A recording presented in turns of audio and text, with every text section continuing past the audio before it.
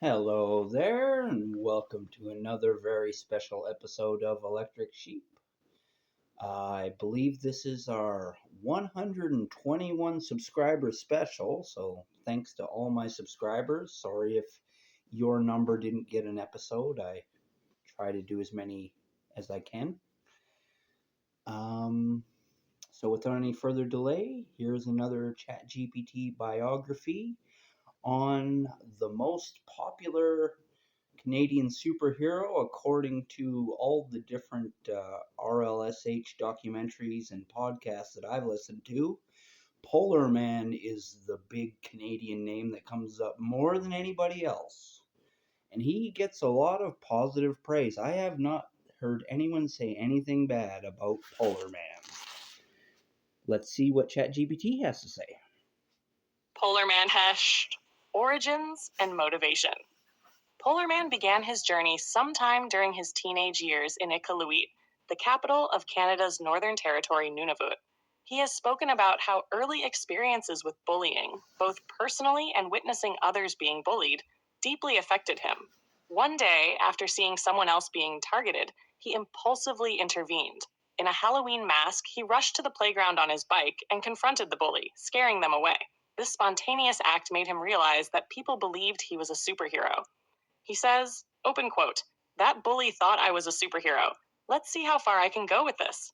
Thus, at around 14 years old, Polarman decided to adopt the mantle, not with powers, but with purpose. For more than 2 decades after, he maintained his mission as Iqaluit's only real-life superhero. What he does. Good deeds over glamour. Close quote. Polarman has described his mission not as flashy heroics, but as humble acts of service. Some of the main ways he helped his community. Snow removal for the vulnerable. In Iqaluit's harsh winters, he would shovel snow from driveways and stairs for the elderly or those unable to manage. This small act made a big difference in a town where snow can isolate people. Keeping playgrounds safe. He'd tidy up playgrounds for children in summer and also kept an informal watch to deter bullying or misconduct, aiming to create a safer environment for kids. Symbolic inspiration. Polarman has said that one of his greatest achievements is showing kids and townsfolk that anything is possible. By walking around in a mask, greeting people, chatting, helping, he hoped to remind people they don't need superpowers to make a difference. Polarman summarized what being a real-life superhero means to him. Open quote, "It doesn't matter what kind of outfit they're wearing. Their willingness to help others is really what it is." The persona and costume, close quote. Polarman's outfit wasn't about spectacle. He intentionally kept it simple. Early on, it was a minimal outfit, just a top and a belt. Over time, he refined it. He chose black and white as his signature colors, a deviation from bright comic book hues. His reasoning, he didn't want the outfit overshadowing his actions.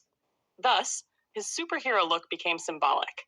Less about masks and capes, more about what you do. Departure from Iqaluit and what came next. After almost 20 years of volunteering and gentle patrolling in Iqaluit, Polarman decided to move away. Around 2014, he relocated to southern Canada, back to his hometown region in Ontario, likely around Kingston. He expressed a desire to do more than snow shoveling, such as helping homeless youth on the street or broader community outreach. He reportedly applied and was accepted into a group of other real-life superheroes in Ontario, though it's unclear how active he remained. Public recognition and cultural impact. Polarman has been referenced on lists of real-life superheroes worldwide. His story inspired interest beyond local news.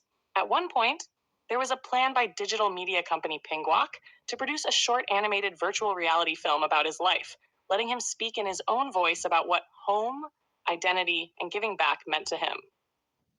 For many in Iqaluit, he was more than a masked stranger. He was part of community rhythm, clearing snow after storms, keeping playgrounds safer, being a friendly face. What Polarman represents. The real-life superhero movement. Polarman embodies what many in the broader movement of real-life superheroes RLSH describe as the core ethic, not vigilante justice or fantasy, but community service, altruism, and small, everyday acts of kindness. He shows that superheroism doesn't require superpowers, just empathy, courage, and a willingness to act. Well, that was a really good little biography. Um, I wish if I had a lot more time, I might go on a little bit to how he is a personal inspiration to me, which he very much is. But the thing that I think Polarman wants out there the most is that he is not a big fan of Trump and his idea of the 51st state. No, we are a country and we are independent and we are allies of America, but we are not to become something to be absorbed by America. Yeah, we are not the 51st state. That's from Polar Man, and that's from me too. Alrighty, I'll just leave it at that. My name is Joseph Arthur Roszell. You might know me as Captain Canada. I want to wish you all luck in the world, and I want you to remember that I love you. Peace out.